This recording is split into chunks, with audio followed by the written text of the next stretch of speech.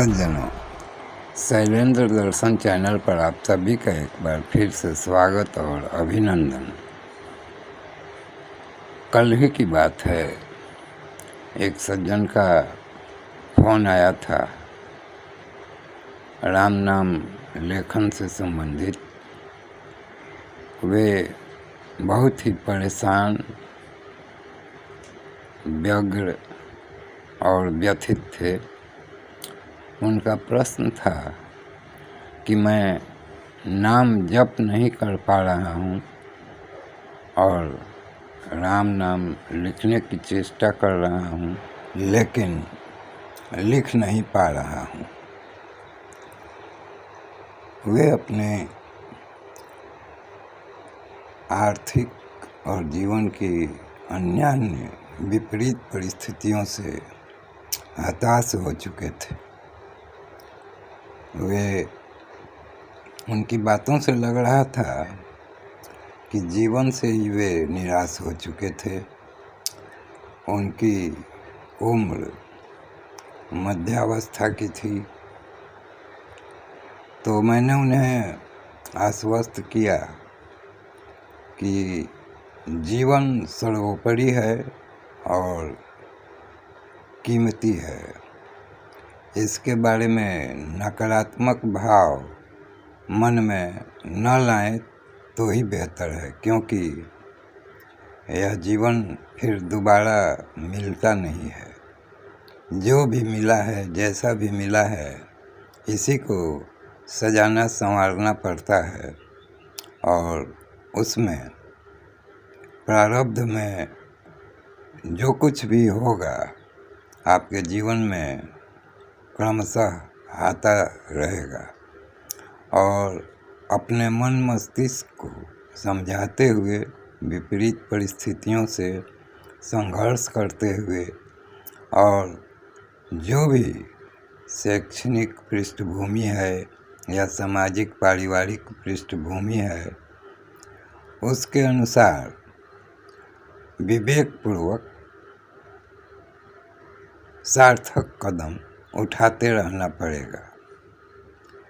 वैसे तो मैंने इसी प्रकार की कुछ और बातें उन्हें समझाई और उन्हें ढाढ़स बंधाया और राम नाम लेखन में प्रवृत्त रहने के लिए कहा।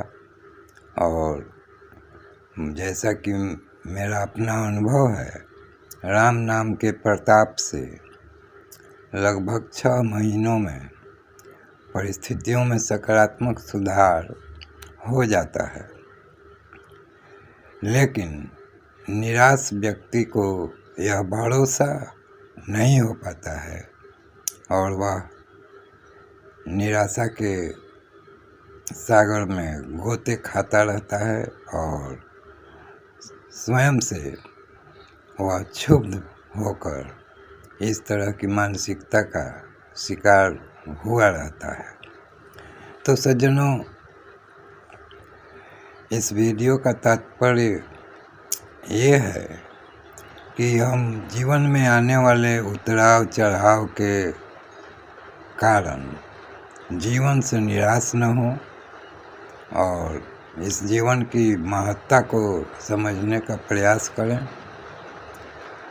जो लोग सांसारिक दायित्वों को निभाने में पिछड़ जाते हैं या असफल रहते हैं, उनके साथ निराशा का यह भाव हो जाना स्वाभाविक होता है।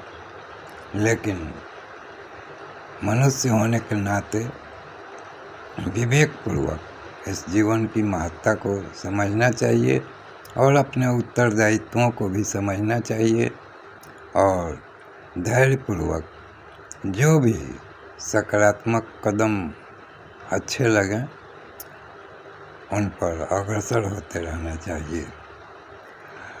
तो सज्जनों, इस तरह के कुछ और भी परेशानियों भरे फ़ोन या संवाद मुझे मिलते रहते हैं और मैं उनका सकारात्मक समाधान अपने स्तर पर बताने की चेष्टा करता हूँ।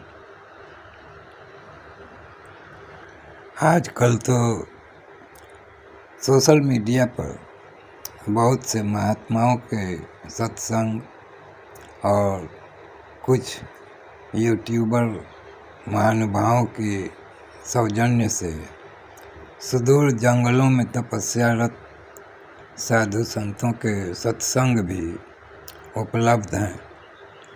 तो उनको देखने पर ऐसा लगता है कि जो लोग शहरी प्रांतों में भव्यतापूर्वक संत के भेष में कथावाचन या अन्य सत्संग संबंधी क्रियाकलाप करते हैं, उनसे तो उतनी प्रेरणा नहीं मिलेगी, लेकिन जो लोग जंगलों में एकाकी जीवन व्यतीत करते हुए और आकाश वृत्ति पर अपना जीवन निर्भर रखते हुए और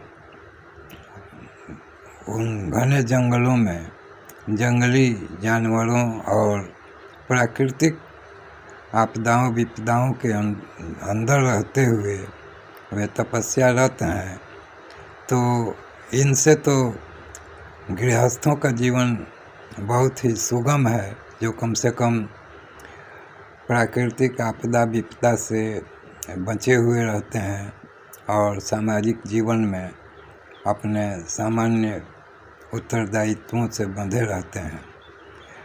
तो सज्जनों, मुख्य बात यह है कि इस जीवन को महत्व देना चाहिए और आध्यात्मिक उन्नति के लिए राम नाम का लेखन, राम नाम का जप या किसी गुरु से प्राप्त किसी मंत्र का जप और सत्संग का दर्शन श्रवण इत्यादि अपने जीवन में धारण करना चाहिए।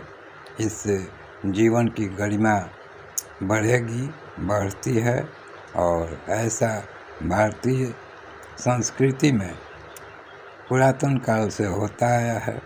आज विकास के दौर में निराश होने की बहुत सी सामग्रियां आ गई हैं, जिनकी उपलब्धता न होने के कारण व्यक्ति निराश हो जाता है और व्यक्ति की महत्वाकांक्षाएं इतनी बढ़ी हुई होती हैं कि निराशा से ग्रस्त हो जाना कभी कभी स्वाभाविक हो जाता है। तो सज्जनों, इस वीडियो को हम यहीं सीमित करते हैं और इस तरह की परेशानियों से दो चार हुए लोगों के लिए मैंने इस वीडियो को बनाया है, ताकि इसको देखकर संपीड़ित सज्जनों को कुछ सांत्वना मिल सके और वे अपने जीवन में सामान्य व्यवहार कर सकें और जीवन के संघर्षों से पार पा सकें। तो धन्यवाद सज्जनों, फिर मिलेंगे अगले वीडियो में इसी प्रकार किसी धार्मिक, मांत्रिक, आध्यात्मिक या ईश्वर अनुसंधान संबंधी चर्चा के साथ। तो धन्यवाद सज्जनों, फिर मिलेंगे।